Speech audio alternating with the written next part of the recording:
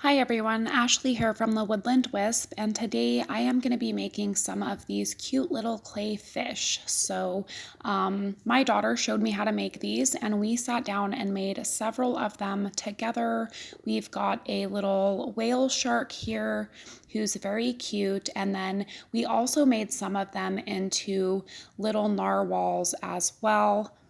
So I am going to show you guys how to make both of these today, and we did a lot of different things with them. I've got several different styles here, and these two are magnetic. They stick together, and I will talk a little bit more about these later on in the video. For now, let's talk a little bit about tools and materials, and then we can get these guys put together. I am just using Sculpey oven bake clay in white. For tools, I've got this tapered silicone tool. I've got a larger dotting tool here, and then I've also got my poking tool, and that's what I will be using to make the fish itself. And then I've also got some liquid Sculpey here that I will be using to assemble everything together. And all of these tools can be improvised, and the liquid Sculpey also is optional. We made several of these without it and only wound up having to glue back a few of the fins. I am going to be coloring these with mica powders and paint, and I will be applying those with a paintbrush and a smaller dotting tool. So I am making the whale shark first, and we are going to start by making a ball for each individual piece of him. So I've got a good sized ball here for his body, and this ball is about the size of a dime, just a little bit smaller for reference. And for the fins, you will need small, medium, and large. The large one here will be for the tail, and then you will need a medium one for that top front fin and a tiny one for that middle fin on his back. And that just leaves the two side fins, which should be the same size as that front top fin as well. I am making the body first, and I am just going to start by getting the end of this to a point, and I want to keep it as round as possible, so I'm going to stay as close to that end as I can, and I'm just going to roll it a little bit to get a bit of a point on there, and then I'm going to pick it up just to ensure that I'm not elongating it too much as I am pointing this end. And this is the end that the tail is going to attach to. So I do want it a little bit flat there. And we also want it flat on the bottom. So I'm going to set it down and just gently press it a little bit so that it's nice and flat on the bottom as well. Now again, this is where the tail attaches, so we are working on the front and we are going to be making the mouth. So I am just setting this on my finger and trying to judge where the center of it is, and I am going to start with this large dotting tool by making a dot right there in the center and then one on each side of it. And I am just going to begin smoothing and pushing that in gently so that I have a nice wide mouth hole there. This is what that looks like. And now we can begin working on the fins and the tail. So I am making the tail first, and I have got the largest of these smaller balls over here, and I am going to start the same way by pointing that end, and I'm not as worried this time about elongating it. You can elongate it. It's actually helpful to have that to kind of hold on to. So I'm going to pinch that point there, and then I'm going to take my silicone tool here, and I am just going to push in the center of that rounded end. And then I'm just going to gently squish that down and then use my fingers to kind of point these ends a little bit. And you can go ahead and take that tool and press in that center again if you need to. This is what it looks like, and we do want this single pointed end here to be flat, and we want both of these flats to match together. So go ahead and flat that end and then just measure them up and make sure that they're going to fit together nicely. It looks like where my tail attaches is a little bit big, so I am going to trim that down real quick so that my tail fits on there nicely. And I am going to set that aside for now and get the fins done before we put him together. All of the fins are made the same way, and we are just gonna roll them just like we've been doing into a point on one end. You want a nice point there, and then we want the bottom nice and flat. So once I've got my point, I am just gonna begin pressing these into my board here and kind of turning them around as I go. So we have a nice triangular cone shape here with a flat bottom, and I am just going to repeat that process with the remaining 3 balls here. So now that all the pieces are made, I've got my dotting tool or my poking tool here, and I am going to start by marking where I want those fins to sit. So I'm starting with that top front one, and I am going to start by making a dot, and then I am just going to rough up that whole circular area there just so that we have a good contact point to put the clay together. And I'm going to do the same thing on the side fins and that back fin and the tail as well. And then on each individual piece where they are sticking on, I'm going to rough those ends up as well. And now I've got my liquid Sculpey here that I'm going to use to kind of glue these together with. So I am just putting a little dot of it on my board, and you only need a little bit. Again, if you don't have liquid Sculpey, these work out just fine without it. We did have a few fins that we had to glue back on, but we also didn't rough up those surfaces for maximum contact either. So that should help you guys out if you're not using liquid Sculpey. And you want to stick this tail on with those points facing up and down on this guy. And then I am just going to start placing his fins as well with just a little bit of that liquid Sculpey. So here he is, and this guy is ready for color. I am going to use the mica powders first, and I am starting with some grass green and cobalt blue.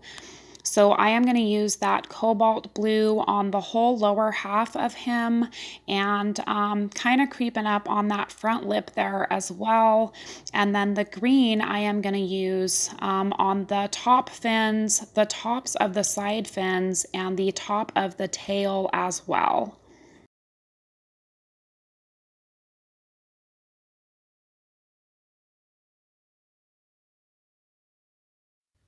This is what he looks like, and this guy is done for now. He is ready to go in the oven. I am going to set him aside, and we are going to assemble the narwhal real quick before we bake them. The narwhal is made basically the same way, but it doesn't use as many pieces. So that top fin there in the front we've turned into a horn, and originally we had this extra fin, and it occurs to me that a narwhal does not have that back fin there, so we omitted that, and then the tail we turned the opposite direction and we made it a little bit differently. So I am going to begin by making his body exactly the same way that we did with the whale, and then I will show you guys how to do the tail and the fins. So here is the body, and I went ahead and made his mouth, and for the tail, we are making it just like the other one. So go ahead and point that end and then pinch that pointed part there, and with that same tool we are denting in the center, but instead of just the center, we are going to follow that line all the way out and down on each side, and then we're going to flatten that out. And you can see that this has made, let me get this middle pressed in a little bit more. So we are going for kind of more of a heart shape this time. So you want those points nice and rounded and flattened out. And again, we are going to stretch and flatten out that single point on the one side as well where it attaches to the body. And again, I am just going to do a test fit here to make sure. And I think that looks good. And the two side fins, we are going to make exactly the same as the shark. And the last thing to make is the horn, and I am using this gold colored clay, but I'm going to be painting it with mica powder. You can use whatever you want. I am just rolling this out and I am tapering both ends to a point. And then once that's done, I'm gonna fold them nice and even and cross them over each other. And you wanna get them crossed as low as you can. And then I am just gonna roll both of those ends, twist them together to form the horn. And then I am just gonna pinch off the very top with my finger there and roll that into a point. And then I'm also gonna trim just a little bit off of this bottom part so it's not too long, and then smooth that out and flatten it down as well. This is what that horn looks like, and I am gonna go through with my poking tool and rough up all of those contact points.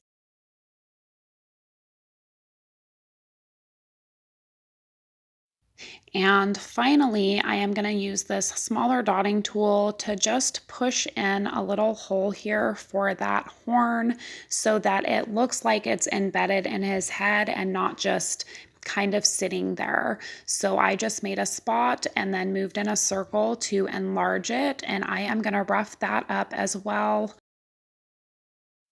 And then I am just gonna test fit this real quick before I use my liquid Sculpey to assemble everything together.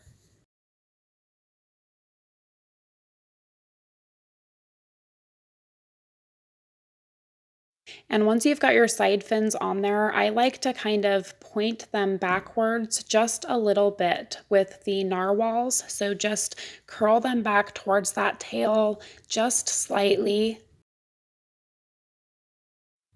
This is what he looks like, and this piece is also ready for some mica powder, and then we can get them in the oven. For this piece, I've chosen some bright red and sunny gold, and I am going to start by painting the whole top in this bright red color, and then I'm going to use the sunny gold to highlight the tops of the fins and tail, right around the horn and on the horn, and then I'm also going to go along those lower sides. Here it is, and this piece now is also ready to go in the oven. So I'm going to go ahead and bake both of these at 275 for about 40 minutes. And once these are baked and cooled, I am going to go ahead and add some paint, and I am going to be applying this with a dotting tool. Now I am using white, but my daughter and I did experiment with several different colors while we were making these, so you can use whatever color you want. And the paint on these is just a series of vertical lines and some simple dotting. And the narwhal is, again, just some very simple dot work there. So I am going to start by making a short line right here next to the tail, and then another long one right next to that. You don't want them too close together. And then I'm going to add a short one here just below that fin, and another long one right here next to his mouth. And then I'm running a line down each of those side fins and on either side of those top fins as well. And then I'm also going to run a white line on this ridge on either side of the top point of his tail. Just like that. And then I am just going to fill all those areas in with some very simple dot work. So I am going in between those lines and then moving up over the top here and around the head as well. And I will also be adding some dots on the sides of those fins and the tail too. This is what that looks like, and then I'm going to do some white dot work on that narwhal as well.